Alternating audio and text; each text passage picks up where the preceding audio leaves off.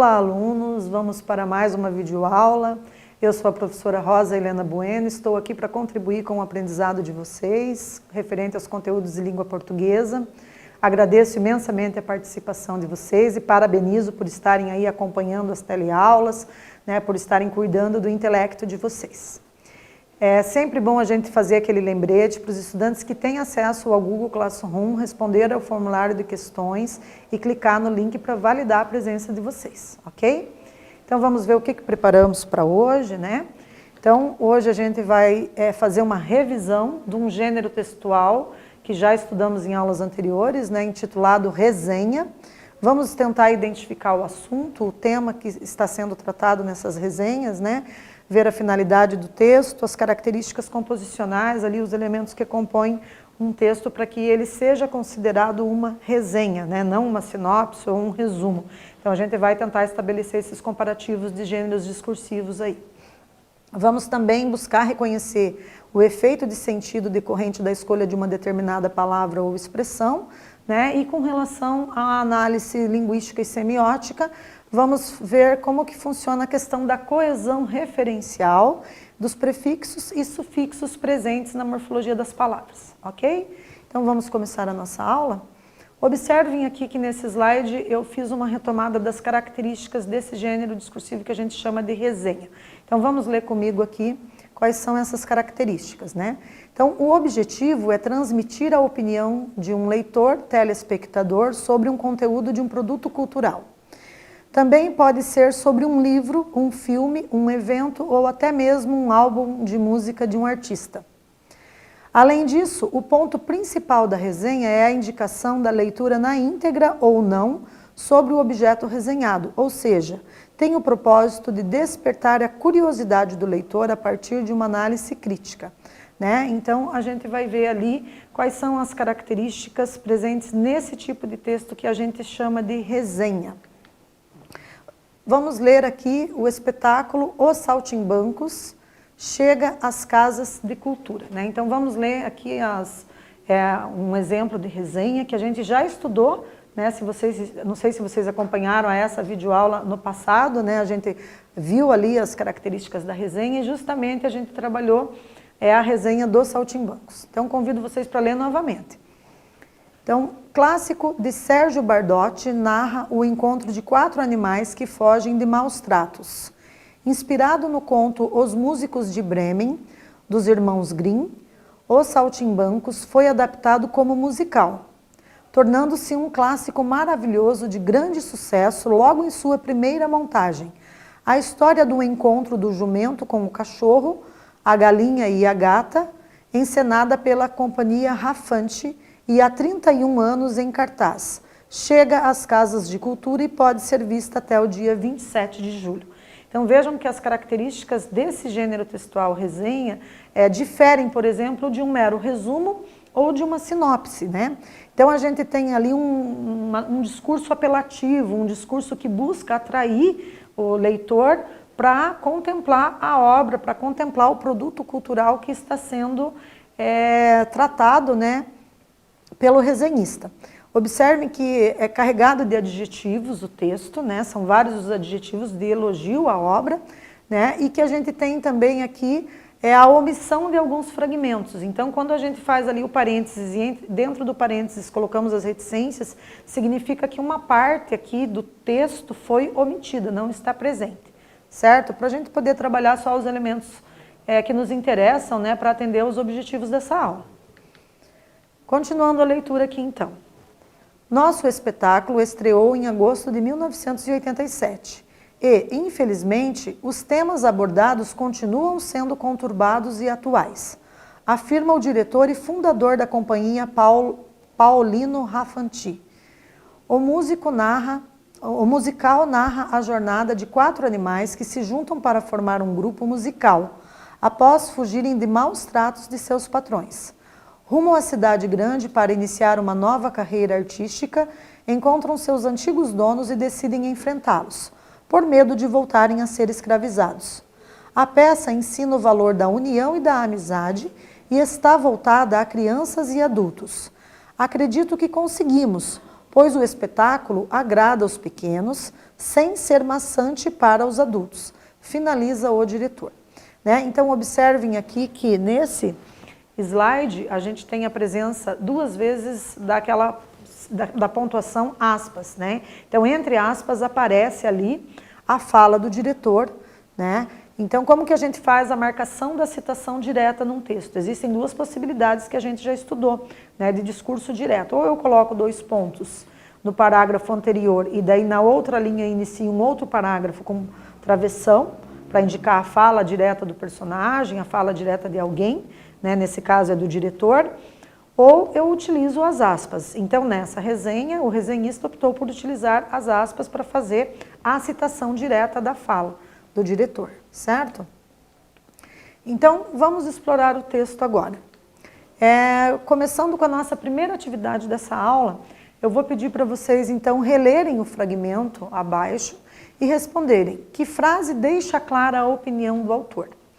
Um tempo para vocês começar a fazer esse primeiro exercício para a gente aquecer para essa aula de hoje.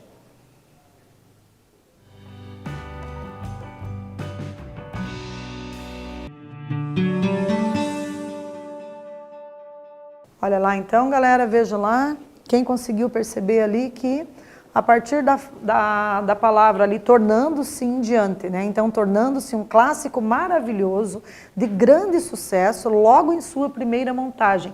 Observem ali a questão da adjetivação, né? Do uso recorrente de adjetivos sendo utilizados para se referir a essa peça teatral. Ok? Então, a gente tem ali o espetáculo, o Saltimbanco, se tornou um clássico maravilhoso de grande sucesso. Né, logo em sua primeira montagem. Né? Então, se a gente for pesquisar ali a questão dos adjetivos, a gente começa a compreender quais são as características da resenha e que diferencia, por exemplo, do resumo, né? Que o resumo tem uma linguagem mais clara, mais objetiva, mais concisa, né? Simplesmente é trazido ali os aspectos principais do produto cultural que está sendo anunciado, sem muitos adjetivos, né? Não existe ali um discurso apelativo para comover, para sensibilizar o leitor, né? Diferente da resenha. A resenha tem esse discurso que busca sensibilizar, convencer, motivar o leitor para poder consumir esse produto cultural, seja esse produto cultural fazer a leitura de um livro, né? Seja assistir a uma peça teatral, a um musical, né? Ou a um filme, ok? Vamos agora para o nosso exercício número 2. Então, no exercício 2, eu vou pedir para vocês fazerem o seguinte: releia o seguinte trecho do texto e responda. O Saltimbanco se tornou um clássico maravilhoso de grande sucesso logo em sua primeira montagem. Que adjetivos deixam clara a subjetividade, a opinião do autor? Então, vamos trabalhar ali um pouquinho mais do conceito de subjetividade por meio dos adjetivos utilizados nesta resenha.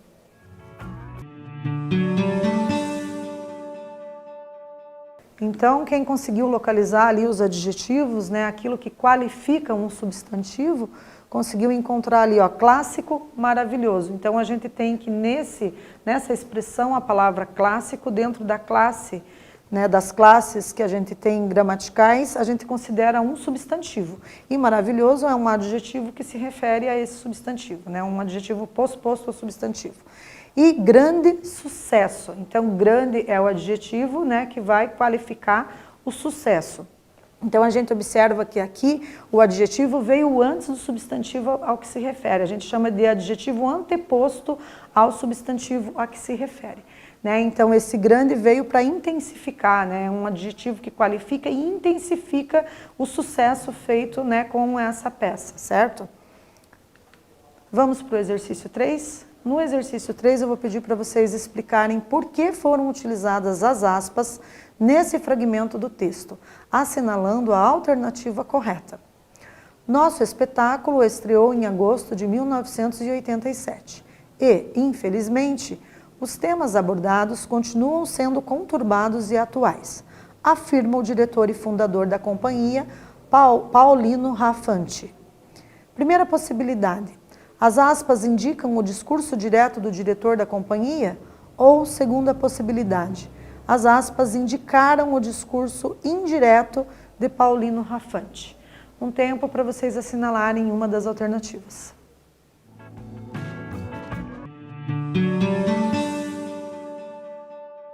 Então, pessoal, olha lá, quem marcou a primeira alternativa conseguiu acertar essa questão, né? Então, indicam o discurso direto do diretor da companhia e as aspas, né? Então, a gente viu que as aspas faz a citação direta do discurso direto de alguém, nesse caso do diretor da companhia. Então, percebam que no momento em que o diretor se pronuncia, que ele é o locutor desse discurso, a partir desse momento começa ali, abre aspas, né? Inicia-se o discurso direto. Então, a partir do momento que ele diz nosso espetáculo, né, e vai até conturbados e atuais. Quando terminou na palavra atuais, fecha aspas, terminou a fala do diretor e na sequência vem a voz do resenhista, né, da pessoa que está elaborando essa resenha, que escreveu, que é o autor dessa resenha. Então, ele diz, afirma o diretor e fundador da companhia. E aí, quem que é que afirmou, certo? Então, pode ser aspas, como a gente viu, mas também pode ser 2 pontos, parágrafo e travessão, a possibilidade da gente fazer a marcação do discurso direto. Vamos para o exercício 4 agora? Então, no nosso quarto exercício, né, vocês vão observar essa passagem do texto abaixo e responder qual é a intencionalidade do autor. Então, vou deixar vocês lendo aí, pensando qual que é a intenção do autor e a gente retorna para verificar.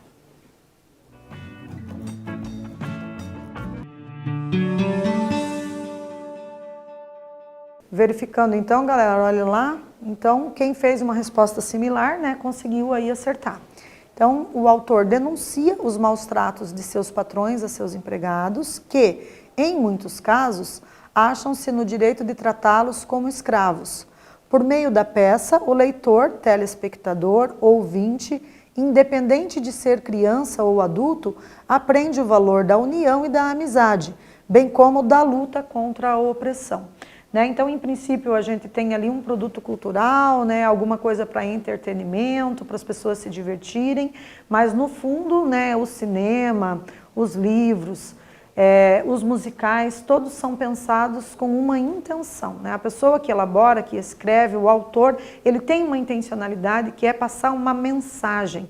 Né? E nesse caso, a mensagem é uma mensagem que vai além do que recorrentemente se assiste, né? Então o telespectador tem que ficar atento, fazer as reflexões necessárias para conseguir captar a intencionalidade do escritor, né? E nesse caso é fazer uma reflexão maior sobre as situações de opressão, né, entre trabalhadores e empregadores, né? Em que medida que há aí um processo de escravização, né, em que medida que há um processo de opressão e como que se faz a resistência a esse tipo de situação hierarquizante, historicamente já consolidado na cultura, né, ocidental, oriental, em todas as culturas, certo? Então existe aí uma reflexão que é um pouquinho mais aprofundada a partir do momento que começa a fazer-se uma análise da obra, uma análise da intencionalidade que está por detrás de uma situação ali envolvendo animais falantes e etc. Ok? Vamos agora ler sobre uma readaptação da peça Os Saltimbancos. Né? Então, as obras elas surgem e aí, a partir do momento que elas vão fazendo sucesso, que elas vão fazendo sentido para o público, né, e que trazem reflexões importantes sobre a existência e os diversos fenômenos da existência, elas podem ser readaptadas. Né? Então a gente vê que às vezes livros literários, romances, contos, crônicas são readaptados e viram filmes, né? E vice-versa. De filmes, às vezes a gente tem que livros são escritos a partir daquele determinado filme. E a gente tem aqui agora uma readaptação da peça Os Saltimbancos para analisar. Né? Então, a gente tem ali o desenho, né, dos personagens, as ilustrações, e ali um discurso verbal ali, né? Então, as palavras que constituem o discurso verbal. Editora Autêntica reedita o espetáculo musical de Chico Buarque de Holanda. Né? Então, o espetáculo feito pelo Chico Buarque de Holanda, que é um compositor famoso, né, foi readaptado, né, e foi transformado ali em desenhos, né? Então a gente tem também que esse espetáculo, Os Saltimbancos, foi readaptado para outras linguagens de produtos culturais, né? Além de espetáculo musical, virou livro, virou desenho animado, né? Virou cenas de filme, né? Ele é utilizado muito como fragmentos ali para fazer intertextualidade com filmes, né? Com outros produtos culturais, certo? Então, convido vocês a ler aqui como que ficou essa readaptação. Os Saltimbancos é uma peça de teatro de Sérgio Bardotti e Luiz Henriques Bacalov, inspirado no conto Os Músicos de Bremen, dos irmãos Grimm. Eles criaram uma alegoria política, na qual o burro representaria os trabalhadores do campo, a galinha a classe operária e os cachorros os militares, e a gata os artistas. O barão, inimigo dos animais, seria a personificação da elite, ou dos detentores do meio de produção. Em 1977, Chico Buarque, além da criação das canções para transformar a história num musical, traduziu a fábula e a readaptou para o português. Agora, o exercício 5. Com base nisso, eu vou pedir para vocês observarem a frase e assinalar a alternativa correta com relação à morfologia da palavra em destaque. Então, a frase é: nosso espetáculo estreou em agosto de 1987 e, infelizmente, os temas abordados continuam sendo conturbados e atuais. Alternativa A. Trata-se de uma derivação parasintética, pois é composta pelo prefixo in, mais a palavra feliz, mais o sufixo mente. B. É uma derivação sufixal, pois só foi acrescida pelo sufixo. C. É uma derivação prefixal, pois só foi acrescida por um prefixo. Ou D. Não é uma palavra derivada. Então, um tempo para vocês assinalarem a alternativa nessa questão.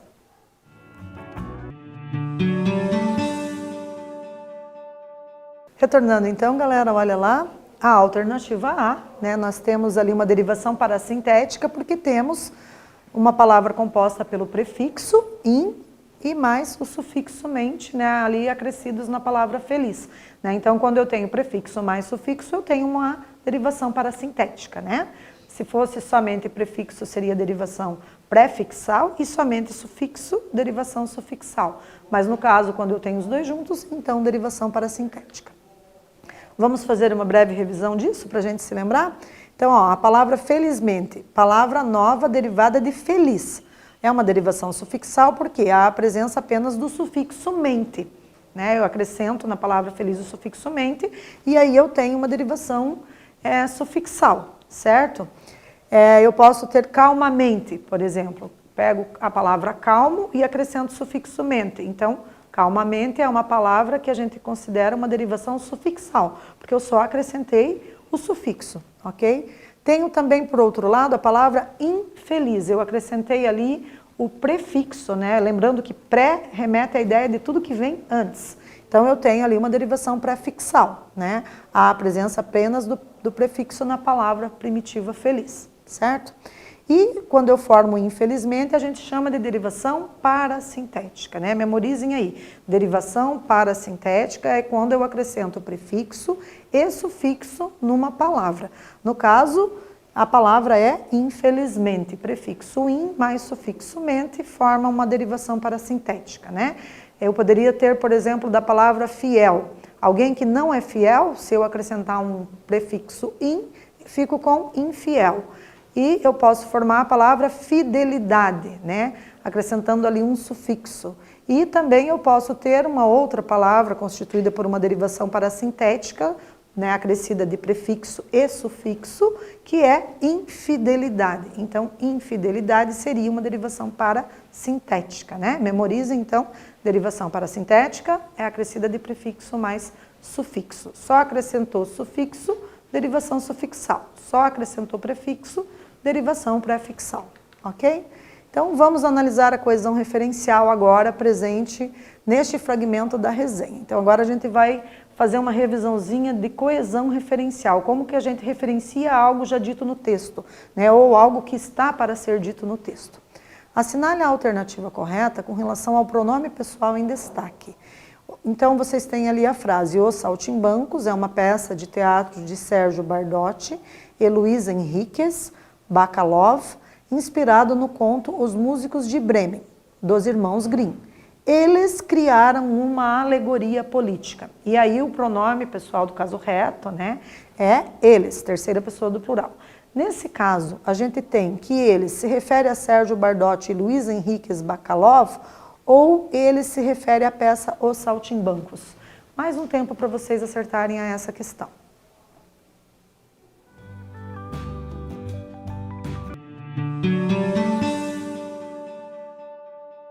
E acertou quem considerou a segunda alternativa como resposta correta, né? Eles se refere à peça Os Saltimbancos. Então é um pronome que faz coesão referencial, certo? Vamos aprofundar agora no conceito de resenha. Então a gente tinha visto, né, estudado nas aulas anteriores, que nós temos que a palavra resenha, né, é composta pelo prefixo re, né, mais de novo, significando de novo esse re, né, mais o radical signum, que significa marca ou sinal. Vejam que no jornalismo a resenha é utilizada como uma espécie de prestação de serviço. Trata-se de um texto opinativo que reúne comentários e julgamentos do resenhador ou da resenhadora sobre o que está sendo analisado. A abordagem pode ser crítica ou descritiva, né? Então nós temos resenha que pode ter uma abordagem crítica ou resenhas que podem ter uma abordagem mais descritiva. E só para a gente retomar, né, já que as resenhas tratam de um produto cultural, então a gente trouxe aqui a etimologia da palavra cultura. Observem que cultura vem do latim cultura, culturae, que significa ação de tratar, cultivar, né, ou cultivar a mente e os conhecimentos, dentre outras acepções, né, definições. Então a gente tem que cultura é a arte de cultivar a mente, né, com relação aos aspectos existentes aí, né, nas várias esferas da nossa existência, certo? Então a gente tem que, quando a gente diz uma pessoa tem bastante cultura, significa que ela tem bastante conhecimento a respeito dos fenômenos da vida e da existência humana. E agora a gente vai trabalhar um pouquinho, fazer a retomada do que é uma resenha crítica.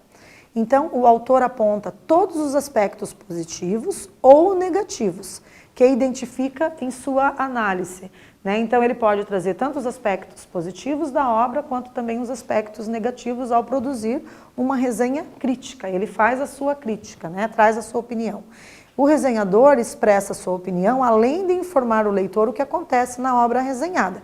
E essa obra resenhada é um produto cultural que pode ser um show musical, capítulo de livro, artigo, filme, peça de teatro, entre outros, certo? Já na resenha descritiva, a gente tem que, geralmente, via de regra, o resenhador não apresenta a opinião subjetiva, né? Ele apresenta o nome dos autores, o título completo e exato da obra, seja essa obra um artigo, um livro, um filme, entre outros, e o lugar e a data de publicação, ok? Agora vamos para o exercício 7, quero ver se vocês se lembraram, né, desses conceitos, ou se não se lembraram porque não assistiram a videoaula que eu expliquei isso, aprenderam agora com essas explicações. Então no exercício 7, a resenha pode ser crítica ou descritiva, como vimos. É possível afirmar diante disso que, primeira possibilidade, na resenha crítica o autor pode se posicionar, opinar sobre os aspectos positivos e negativos. Segunda possibilidade, na resenha descritiva, o autor pode dizer suas percepções, fazendo julgamento de valor da obra analisada. Mais um tempo para vocês fazerem aí o nosso 7º exercício da aula de hoje.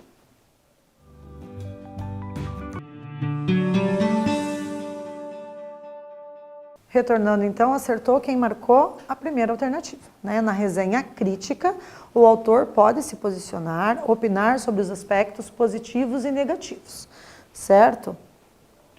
Agora vamos para o nosso 8º exercício. Então vocês vão ler a resenha a seguir, né, um fragmento da resenha, e vão considerar as suas características e em seguida responder se é predominante uma resenha. A predominância aqui é uma resenha crítica, se refere a uma resenha crítica ou é uma resenha descritiva, tá? Então vou deixar para vocês o slide aí fazerem a leitura e definir o que vocês acham. Trata-se de resenha crítica ou descritiva?